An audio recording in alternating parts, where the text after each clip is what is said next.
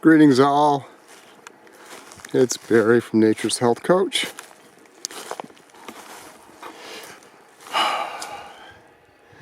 One of my videos I was talking about old growth trees and what they mean to us and how we can connect with them, and of course their beauty. I mean, look at that. Look how cool that is. And the structure, the design. It's almost like a certain wisdom. Yeah. How cool is that?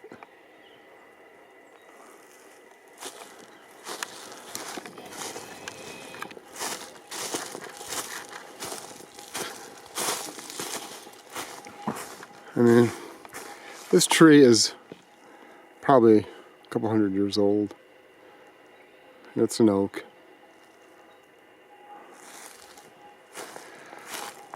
These are remnant oaks called valley oaks. And they are protected, but I don't know how much they're reproducing. Look at that.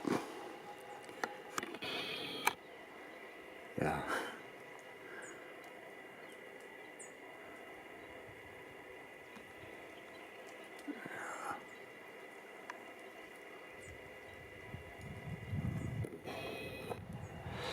And we can connect with them, like I was saying in my video.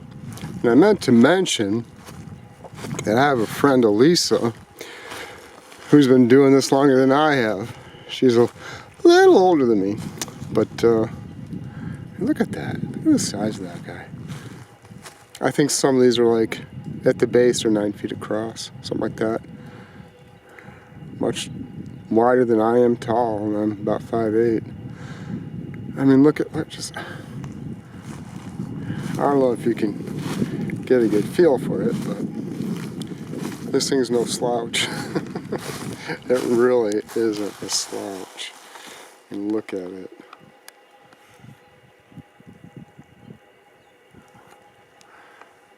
I mean, right there, those two branches are wider than a lot of trees ever get, especially your eastern trees.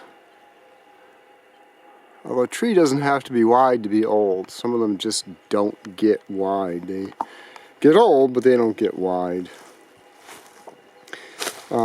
Anyway, my friend Elisa, she's been connecting with trees for a long time, and she talks about in some of her videos how, and she's told me too, her experiences communicating with the trees and how they can connect with the whales, maybe the dolphins. Can't remember if she said the elephants. All your more intelligent beings on this earth, like the elephants and the whales and the dolphins, are all intelligent, and sometimes amazingly intelligent, and how they connect, because they're all part of one. We all are, and the ability to connect with these trees is pretty awesome. And there's wisdom in them. There really is. Believe it or not, there's wisdom in these trees, and to be able to connect with these trees. But you know, trees in general are something that we need. Look at all the litter, as it were, from this tree.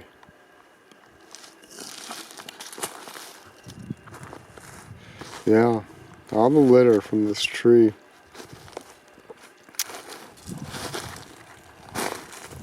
I'm gonna put the camera down and see if I can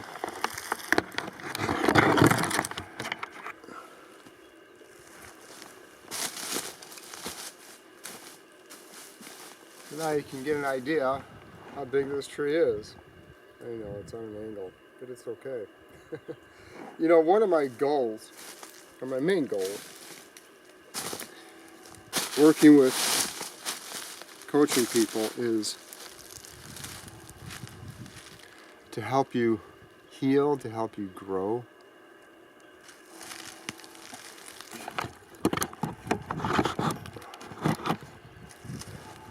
There we go. To help you become healthier and happier and a better person. Life isn't always easy, as you know. We're given challenges. You never know what life throws at us. And I see a hole down there. And there's sunlight on the other side. And sometimes we lose faith. Sometimes you want to just give up. But yet, we need to keep going and keep growing and keep working on ourselves and have faith. And be clear about your intentions too and what you want, what you're looking for, and go for them and ask for divine guidance if you need to, which is always a good thing because we don't always have the answers. You know, it's been said that know your destination, know your goal, and let Spirit, let God, Mother Mary, Yeshua, whoever, let them help you get there. But you got to put it to them, and ask for the guidance, and try and listen, try and hear what the guidance is. It's not always easy to hear, but it's available.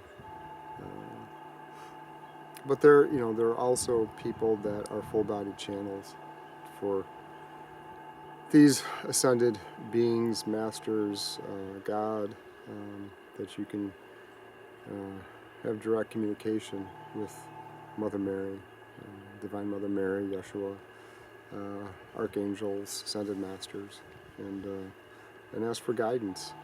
But I want to help you get to your goals, help you reach your goal of a happier, healthier life, emotionally, spiritually, physically, nutritionally. I don't have every answer. I'm not going to. I'm a human being. And we all, have our knowledge. We all have our backgrounds. And we all have something to offer, and it's finding the right person that will help you. Just like it's, finding the right chiropractor, finding the right mechanic, or whatever it is. You got to find the right person that can help you. Working in the natural health industry, working as a floor staff, there were people that would come to me repeatedly because they trusted me. And I would do my best and guide them to the best quality supplements. So, it's finding the right person. I just found a chiropractor recently, totally new to me. I don't know what happened to my old chiropractor. And I found somebody I like, so I'll stick with him. As long as I live around in this area, I'll stick with him. But it's finding the right person. Hopefully I can be that right person for you too. I can't make promises. I might be able to help you get part of the way, and somebody else might help you get the rest of the way, and vice versa. But I want to help, and that's part of the reason why I'm here, I feel, on this earth, is to help people heal, be happier, healthier. Life has its challenges. It's what you do with it. I have my moments too, because I'm human. Some things in our lives take longer to have than others. Sometimes the steps we take aren't always the best steps, and it's maybe puts us back a step. It's like 2 steps forward, a step back, or 2 steps back and a step forward. And decisions we make, and we have to own those decisions too. I can't say I've always made the best decisions in my life, or I let my adventurous nature take me, to pack me up and take me to different states, and I didn't have a job or really the money to sustain me, but I went anyway.